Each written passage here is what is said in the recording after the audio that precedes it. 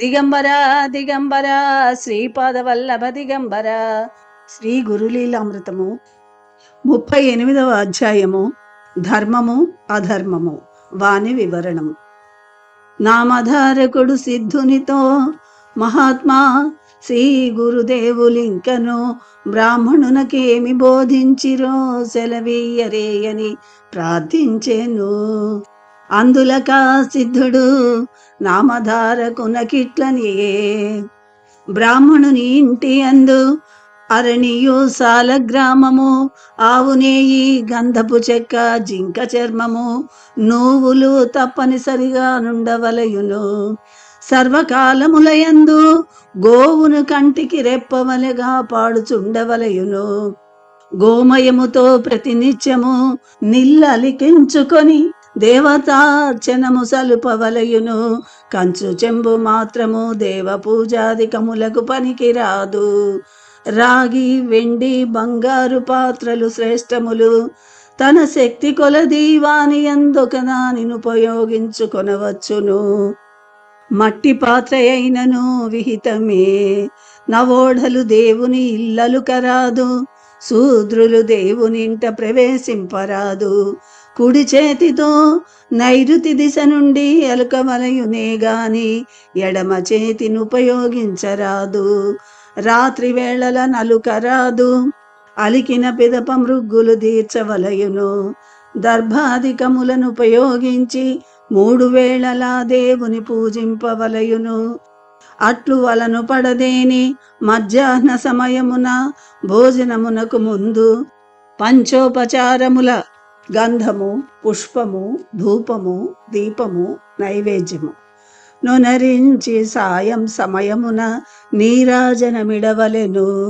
ఇట్లొనరించుటచే నరక బాధలుపశమించి యమదండన మొదలగును. జలమును, సూర్యుని, అగ్నిదేవున ఆరాధించుట శ్రీహరికి ప్రీతికరము. మానసిక పూజోపచారములు శ్రేష్టము. గోబ్రాహ్మణులను పూజించుట విశేష ఫలదాయకము. శ్రీ గురు పాదుకలను పూజించుట అత్యంత శుభావహము. సాలగ్రామమును పూజించుట శ్రేయోదాయకము. సాలగ్రామమును పూజించుట వలన శ్రీమన్నారాయణుని పూజించుటయే అగును. సాలగ్రామ తీర్థమును స్వీకరించుటచే నకాల మృత్యువు, సర్వవ్యాధులు దురితములు తొలగును. స్త్రీలును శూద్రులును పౌరాణిక మంత్రములచే ప్రతిమలను పూజింపవచ్చును.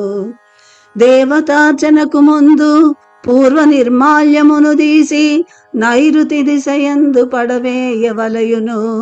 కలశము, గంట, శంఖము, పూజా ద్రవ్యములను శుభ్రముగా నుంచుకొని శంభోదకముచే వానిని సంప్రోషించి పీఠ పూజయు ద్వార పూజలు నరించి పురుష సూక్త విధానముగా షోడశోపచార పూజలు నరింపవలయును.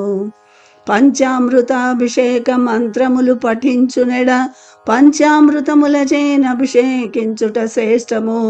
లేకున్న నారికేళ సలిలమో శుద్ధ గంగయో చాలును. రుద్రాభిషేకము మిక్కిలి శుభదాయకము. స్నానానంతరము వస్త్రము, యజ్ఞోపవీతము, గంధ పుష్పాక్షతలను సాలగ్రామముల కొసగి ధూపదీప నైవేద్యములనర్పించి పునః పూజలు నరింపవలయును. పుష్పార్చనకు భూదోటలోని కుసుమములు శ్రేష్టములు. అడవి అందున్న పువ్వులు మధ్యమములు. పూల అంగడి నుండి కొని తెచ్చిన వియధమములు. దేవతార్చనకు తెల్లని పువ్వులు మిక్కిలి ప్రశస్తములు. ఎర్రని పూలు, పచ్చని పూలు మధ్యమములు. నల్లని పువ్వులు చిత్రవర్ణము గలవి యధమములు.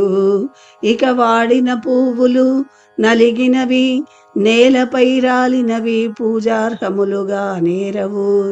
రేకులూడినను తామర పుష్పములు, వాడినను తులసి బిల్వదళములు పూజార్హములగును. పూల రకములయందు తామర, పొగడ, సంపెంగ నాగకేసరములు పాటలము మల్లెలు జాజి కలువలు గన్నేరు పువ్వులు సర్వదేవత ప్రీతికరములు. సాలగ్రామముపై జిల్లేడు పూల నిడిన నాత్మనాశనమగును. ఉమ్మెత్త పూలుంచిన బుద్ధి సంపద నశించును. దింటెన పూలుంచిన కులనాశనమగును. వాకుడు పూలనర్పించిన లేనిపోని దుఃఖములు కలుగును. కొండ మల్లెలును శోకదాయకమే. బూరుగు పూలు రోగహేతువు. శివునకు వెలగా మొగలి కానుగా లొద్దుగా అరే వేప గురువింద పొగడలు ఎరుపు నలుపు పుష్పములెవ్వియును పనికిరావు. శివునకు తెల్లని పువ్వులు మిక్కిలి ప్రీతికరములు. గణపతిని తులసి చేతను దుర్గాదేవిని గరిక తోడను భూజింపరాదు. దేవునకెదురుగా సాష్టాంగ దండములు సలుపరాదు. ఒకవైపు నుండి సాగిలపడి నమస్కరింపవలయును. దేవతా నమస్కారమైన పిదప గీతా నృత్య వాద్యములచే గొలువు సేయవలయును. దేవతాచనము వలన భుక్తి ముక్తులును లభించును. దేవతాచనము నరించిన పిదప బ్రాహ్మణుడైన వాడు వైశ్వదేవము సలుపవలెను. వైశ్వదేవము వలన పంచసూన దోషములు దొలగును. ప్రతి ఒక్కరును తప్పనిసరిగా విధి లేక 5 విధములగు పాపములను చేయుదురు. వీనినే పంచసూన దోషములందురు. కత్తి, తిరుగలి, రోకలి, నిప్పు, నీరు వీటితో జరుగు దోషములు. వైశ్వదేవము వలన నన్న సంస్కారమేగాక ఆత్మ సంస్కారమగును. ప్రొయ్యి అంద అగ్నిని జ్వాలయగునట్లు విసరి అన్నమును నేతితో నభిఘరించి మంత్రములను ఉచ్చరించి 5 భాగములు చేయవలయును. ప్రథమ భాగములు అగ్ని అంద ఆహుతి గావించి 2వ భాగము బలిహరణమునకును, 3వది పితృదానమునకును, 4వది కుక్కలకు కాకులకు, 5వది సనకాదులకర్పించవలెను. అన్నము లేని వేళల మార్గమధ్యముననైన ఎడల నేయి బియ్యమును కలిపియో పండ్ల తోడనో వైశ్వదేవము సేయవలయును. వైశ్వదేవము సేయగా మిగిలిన అన్నమును యజ్ఞశేషమని భావించి భుజించవలయును. వైశ్వదేవ సమయమున ఇంటికి వచ్చిన వాని కుల మత జాతి విచక్షణ చేయక భోజనమిడవలెను. ఏలననగా శ్రీహరి ఆజ్ఞ మేరకు యముడు ధన దూతలను వైశ్వదేవము జరుగని ఇండ్లకు బంపును. వైశ్వదేవము లేని ఇంట వారలే యమదండనకు గురియగుదురు. ఇంటికి వచ్చిన అతిథిని సత్కరించిన పితృదేవతలు ప్రీతి నొందుదురు. వైశ్వదేవము జరుగక మున్నే యతీశ్వరుడింటికి వచ్చిన నా యతికి భిక్ష చేసిన వైశ్వదేవ ఫలితము గలుగును. మాధుకరమునకై వచ్చిన వారల కన్నమిడుట మహాసుకృతము. భోజనమునరించునప్పుడు ఉత్తరాభిముఖముగా కూర్చొనరాదు. చతురస్రాకారముగా మండలమేర్పరచి యందు విస్తరినుంచవలయును. మండలమునందు వసురుద్రాదిత్య బ్రహ్మాది దేవతల నావాహనము సేయవలయును. మండలము రచింపనిది భుజింపరాదు. భోజన పదార్థములు విస్తరియందు వడ్డన జరిగిన పిదప గాయత్రి మంత్రమునుచ్చరించి సంప్రోషించి నీటిని విస్తరి చుట్టూ త్రిప్పవలెను. తనకు కుడివైపున చిత్రగుప్తాదులకు బలులిడి చేతిని శుభ్రముగా వెంచుకొని మంత్రపూర్వకముగా నా పోషణము తీసుకొనవలయును. మౌనముగా భుజింపవలయును. భోజన వేళల నితరులకు నమస్కరించరాదు, ఆశీర్వదించరాదు. రాత్రి వేళల దీపము లేనిది చీకటిలో భుజింపరాదు. ఉల్లి వెల్లుల్లి కొత్తిమీరి తినకూడదు. పాడ్యమి నాడు పొట్లకాయను తినరాదు. నది యందు క్రొత్త నీరు ప్రవహింప 3 దినముల నీరు త్రాగరాదు. భోజనానంతరము బ్రాహ్మణులకు తాంబూలమొసగవలయును. తాంబూలమునందొక ఒక్క నుంచిన సుఖము 3 భాగ్యదాయకము. 5 ప్రజ్ఞనొసగును. 2 వక్కలు నిష్ఫలము. 4 దుఃఖదాయకము. 6 మృత్యుప్రదము.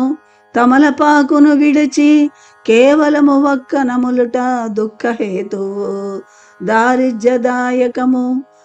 యతులు వితంతువులు తాంబూలమును సేవింపరాదు. మధ్యాహ్న వేళల విప్రుడు పురాణ కాలక్షేపము సేయవలయును. సాయం సంధ్యావందనమునరించి తొలిజామున భుజించి ప్రొద్దుపోవుదనుక వేద మంత్ర పఠనముగా వింపవలయును.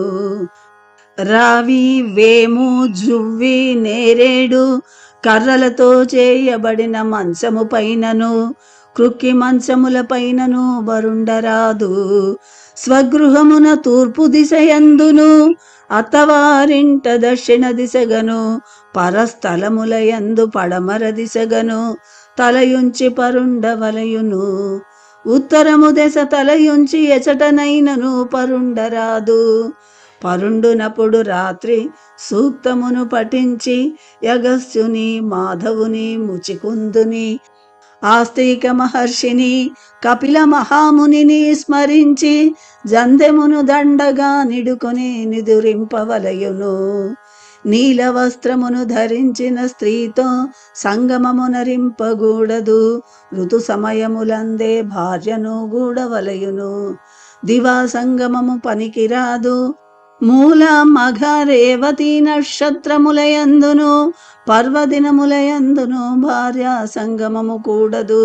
ఇట్లు శిష్టాచార సంపన్నులైన వారి ఇండ్లు లక్ష్మీదేవికి నివాసయోగ్యమగును.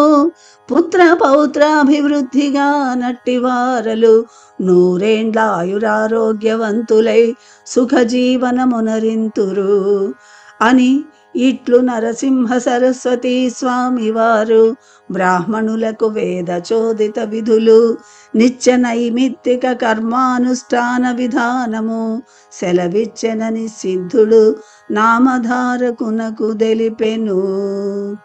అవధూత చింతన శ్రీ గురుదేవ దత్త. 38వ అధ్యాయము సంపూర్ణము.